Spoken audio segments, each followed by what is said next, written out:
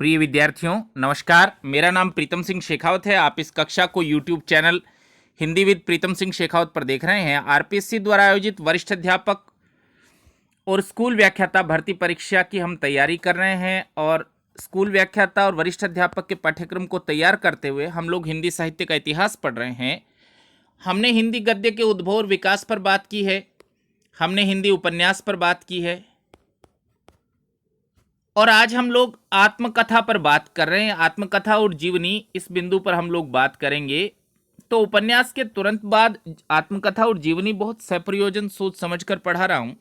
अक्सर मैंने ये देखा है कि विद्यार्थी उपन्यास, कहानी, नाटक, निबंध ये 4 विधाएं पढ़ लेते हैं और ये जो शेष विधाएं हैं उपन्यास, जीवनी, रेखाचित्र, संस्मरण, इन पर इतना अधिक ध्यान नहीं दे पाते हैं। तो परीक्षा में उन पर भी एक प्रश्न आता है, इसलिए उपन्यास के तुरंत बाद आत्मकथा और जीवनी पढ़ा रहा हूं। रेखाचित्र और संस्मरण, यात्रा वृत्तांत भी हम पढ़ेंगे। उसके पश्चात हम कहानी के विषय में बातचीत करेंगे। देखना शुरू करिए।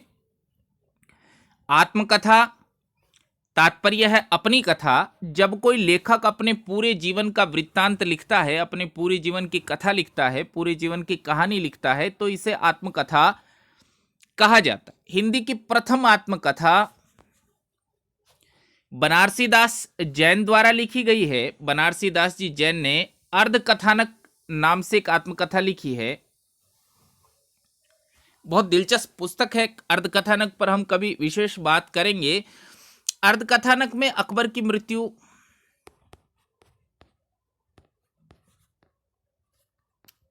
का विवरण भी उन्हें बनारसी दास जैन जी ने लिखा है कि जब अकबर की मृत्यु के विषय में उन्होंने सुना तो उनकी क्या प्रतिक्रिया हुई। बनारसी दास जैन जी। अर्धकथानक हिंदी की पहली आत्मकथा है और वर्ष याद रखिएगा विशेष रूप से 1641 में लिखी गई है। कुछ महत्वपूर्ण आत्मकथाओं पर हम लोग बात कर रहे हैं। देखना शुरू करिए। श्याम सुंदर दास, डॉक्टर श्याम सुंदर दास, मेरी आत्म कहानी, इस नाम से उन्होंने अपनी आत्मकथा लिखी है। राहुल सांकृत्यायन जी ने मेरी जीवन यात्रा के नाम से लिखी है। राहुल सांकृत्यायन जी यात्राओं पर ही रहे। यात्रा वृत्तांत के संबंध में बहुत प्रसिद्ध है उनके यात्रा वृत्तांत। महापंडित राहुल सांकृत्यायन मेरी जीवन यात्रा के नाम से उन्होंने अपनी आत्मकथा लिखी है। पांडेय बेचन शर्मा उग्र, अपनी खबर उनके आत्मकथा का नाम है। देखना शुरू करिए। प्रसिद्ध छायावादोत्तर गीति काव्य के कवि हरिवंश राय बच्चन, जिनको हालावादी कवि भी कहा जाता है, छायावादोत्तर गीति काव्य धारा के प्रतिनिधि कवि हैं हरिवंश राय बच्चन। उनके आत्मकथा 4 भागों में है। क्या भूलूं क्या याद करूं, नीड का निर्माण, फिर ये जो दूसरा भाग है नीड का निर्माण, फिर उन्होंने दोबारा गृहस्थी बसाई। उनकी जो पहली पत्नी थी उनकी मृत्यु यक्ष से हो गई थी और नीड का निर्माण, फिर उन्होंने दूसरा विवाह किया श्रीमती तेजी बच्चन जी के साथ। इसका विवरण इस दूसरे भाग में उन्होंने लिखा है। बसेरे से दूर, डॉक्टर हरिवंश राय बच्चन यीट्स पर पीएचडी करने वाले दूसरे भारतीय थे। कैम्ब्रिज जाकर उन्होंने पीएचडी किया था। कैम्ब्रिज विश्वविद्यालय वो कैसे पहुंचे, कैसे उन्होंने पीएचडी की और उनके पीछे उनके घर वालों ने कैसा आर्थिक संकट झेला, ये बसेरे से दूर में उन्होंने लिखा है। और दशरथ द्वार से सोपान तक, दशरथ द्वार उस घर का नाम है जिसमें दिल्ली में रहते थे और सोपान वो बंगला है जो अमिताभ बच्चन जी ने बनवाया। तो दशरथ द्वार से सोपान तक आत्मकथा 4 भागों में। देखिए, हरिवंश राय बच्चन जी ने प्रवासी की डायरी नाम से एक डायरी भी लिखी है। प्रवासी की डायरी आत्मकथा का भाग नहीं है, इसको विशेष याद रखिएगा। प्रवासी की डायरी भी हरिवंश राय बच्चन जी ने लिखी है, यह आत्मकथा का भाग नहीं है। बच्चन साहब की आत्मकथा 4 भागों में और बहुत प्रसिद्ध रचना है। आप लोगों को पुरस्कार 2-3 प्रकार के, ज्ञानपीठ, साहित्य अकादमी, सरस्वती सम्मान, इस तरह के सम्मान याद करने होते हैं, तो सरस्वती सम्मान उनको प्राप्त है उनके आत्मकथा को। अगला देखना शुरू करिए।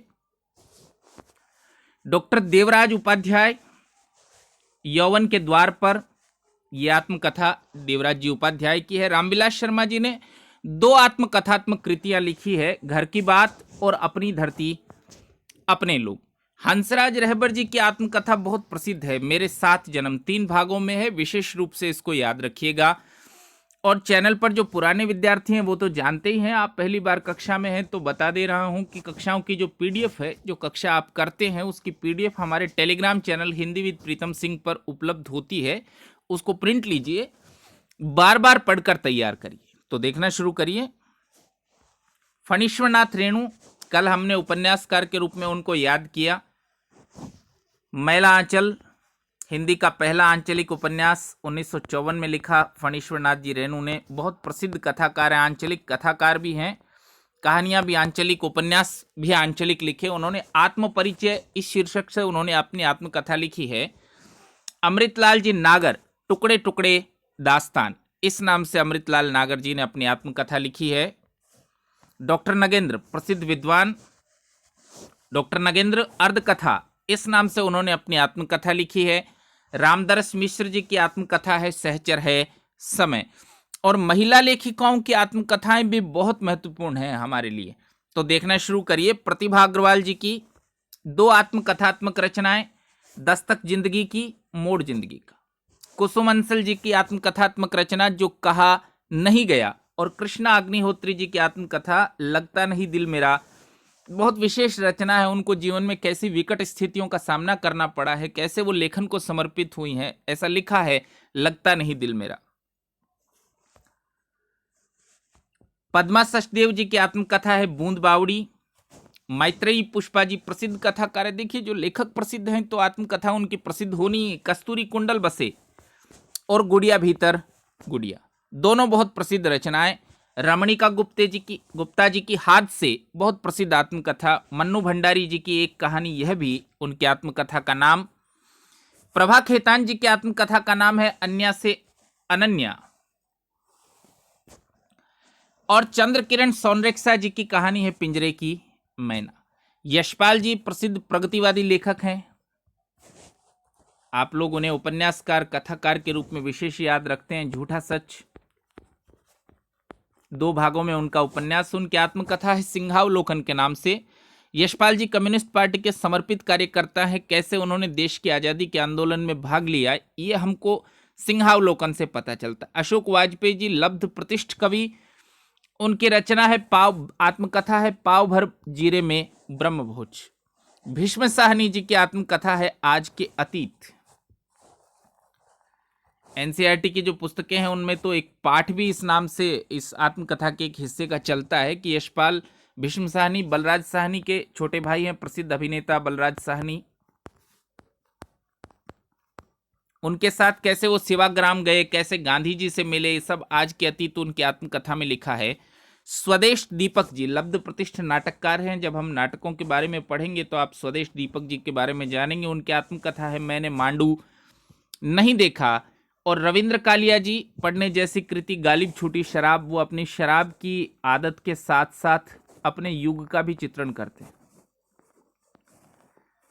कि शराब के कारण वो किन समस्याओं से गुजरे हैं, कैसे उनका लेखकीय जीवन रहा है, कैसे वो मोहन राकेश जी के संपर्क में आए हैं। इसका गहरा परिचय गालिब छूटी शराब इस पुस्तक से प्राप्त होता है। राजेंद्र यादव जी की आत्मकथा है मुड़ मुड़ कर देखता हूं, बहुत प्रसिद्ध आत्मकथा राजेंद्र यादव जी की। कल भी हमने राजेंद्र यादव जी की बात की तो मैंने आपको बताया कि हंस पत्रिका का भी उन्होंने संपादन किया, ये बहुत महत्वपूर्ण है। आमतौर पर विद्यार्थी हंस के संबंध में केवल मुंशी प्रेमचंद का नाम जानते हैं। राजेंद्र यादव जी ने हंस को प्रकाशित किया और बहुत अच्छे साहित्यिक स्तर का प्रकाशित किया। देखिए, दलित लेखकों की आत्मकथाएं बहुत विशेष महत्व की हैं, बहुत पूछे जाने जैसी है। मोहन नैमिषारण्य की आत्मकथा है अपने अपने पिंजरे, 2 भागों में। ओम प्रकाश वाल्मीकि जी विशेष चर्चित हैं, इसको सुपर महत्व दीजिए, मार्क करिए। जूठन उनकी बहुत चर्चित आत्मकथा है ओम प्रकाश वाल्मीकि जी की। सूरजपाल चौहान, डॉक्टर सूरजपाल चौहान की आत्मकथा तिरस्कृत और संतृप्त। रूपनारायण जी सोनकर की आत्मकथा है नागफनी। शिवराज सिंह बेचैन की आत्मकथा है मेरा बचपन मेरे कंधों पर। और डॉक्टर धर्मवीर, दलित चिंतक, दलित आलोचक डॉक्टर धर्मवीर, उनकी आत्मकथा मेरी पत्नी और भेड़िया, बहुत प्रसिद्ध रचना है। डॉक्टर तुलसीराम आत्मकथा है उनकी मुर्दहिया 2 भागों में, और सुशीला टाकभोरी जी की आत्मकथा है शिकंजे का दर्द। ये दलित लेखकों की आत्मकथाएं हैं, विशेष रूप से इनको याद करिए। महिला रचनाकार या दलित लेखकों की आत्मकथाएं अक्सर तो विद्यार्थियों को उतना ध्यान में नहीं आती और परीक्षक इनको पूछता है, क्योंकि समकालीन साहित्य की बहुत चर्चित कृतियां हैं ये। अब देखिए, हम थोड़ी सी बात जीवनी के बारे में भी करते हैं। पहली बात की जीवनी होती क्या है? जीवनी किसी व्यक्ति के संपूर्ण जीवन की कथा होती है। जब कोई लेखक किसी प्रसिद्ध व्यक्ति के संपूर्ण जीवन की कथा लिखता है तो इसे जीवनी कहा जाता है। आत्मकथा और जीवनी में अंतर क्या है आप जानते हैं, बस दोहराने के लिए बता रहा हूं कि आत्मकथा लेखक स्वयं के जीवन की लिखता है और जीवनी किसी दूसरे व्यक्ति के जीवन की कथा है। जब हम किसी दूसरे के जीवन की कथा लिखें तो ये जीवनी है, और अपने जीवन की कथा लिखें तो ये आत्मकथा है। देखिए कुछ प्रसिद्ध जीवनियां। बाबू राधाकृष्ण दास जी ने भारतेंदु हरिश्चंद्र जी का जीवन चरित्र लिखा है। आचार्य रामचंद्र शुक्ल जी ने बाबू राधाकृष्ण दास का जीवन चरित्र लिखा है। और बहुत प्रसिद्ध आत्मकथा है ऋषि जैमिनी कौशिक बरुआ जी ने लिखी है, माखनलाल चतुर्वेदी। माखनलाल चतुर्वेदी जी की आत्मकथा जीवनी ऋषि जैमिनी कौशिक बरुआ जी ने लिखी है। और शिवरानी देवी, प्रेमचंद जी की पत्नी है शिवरानी देवी, इस बात का एक विशेष महत्व। और प्रेमचंद घर में, वो जो जनता के लेखक है प्रेमचंद, अपने घर में कैसे हैं, व्यक्तिगत जीवन में कैसे हैं, ये शिवरानी देवी जी की किताब से हमको मालूम पड़ता है, इसलिए जीवनी बहुत प्रसिद्ध है। अमृत राय, मुंशी प्रेमचंद जी के पुत्र हैं अमृत राय, उन्होंने कलम का सिपाही इस नाम से मुंशी प्रेमचंद जी की जीवनी लिखी है। मदन गोपाल जी ने कलम का मजदूर इस शीर्षक से मुंशी प्रेमचंद जी की जीवनी लिखी है। डॉक्टर भगवती प्रसाद सिंह ने मनीषी की लोक यात्रा इस नाम से जीवनी लिखी है, कविराज गोपीनाथ जी की जीवनी। डॉक्टर रामविलास शर्मा निराला की साहित्य साधना इस नाम से जीवनी लिखी है। अब आप लोग जो विद्यार्थी हैं वो आलोचना में इस पुस्तक को पढ़ते तो चौंकते हैं थोड़ा कि ये तो आलोचना की पुस्तक है। असल में निराला की साहित्य साधना आप लोग स्मरण रखिए कि 3 भागों में है। पहला भाग जीवनी है, दूसरा भाग आलोचना है, तीसरा भाग पत्रों का संकलन है। और रामविलास शर्मा जी को जो साहित्य अकादमी मिला है वो उसके प्रथम भाग पर मिला है, जीवनी, निराला जी की साहित्य साधना। और हिंदी लेखकों की लिखी गई जीवनियों में अगर कोई जीवनी सबसे प्रसिद्ध है तो विष्णु प्रभाकर जी ने लिखी है वो प्रसिद्ध जीवनी आवारा मसीहा, शरद चंद्र चटर्जी की जीवनी है। शरद चंद्र बांग्ला लेखक हैं, पर भारतीय जीवन को जैसा शरद चंद्र ने दिखाया है, बंगाली उपन्यासकारों में क्या आप समझिए, भारतीय उपन्यासकारों में प्रेमचंद के बराबर अगर कोई मशहूर हैं तो शरद चंद्र है। आवारा मसीहा शांति जोशी जी ने लिखी है। सुमित्रानंदन पंत जीवन और साहित्य बहुत महत्वपूर्ण मशहूर रचना है। शिवसागर मिश्र जी ने दिनकर एक सहज पुरुष, रामधारी सिंह दिनकर जी की जीवनी लिखी है।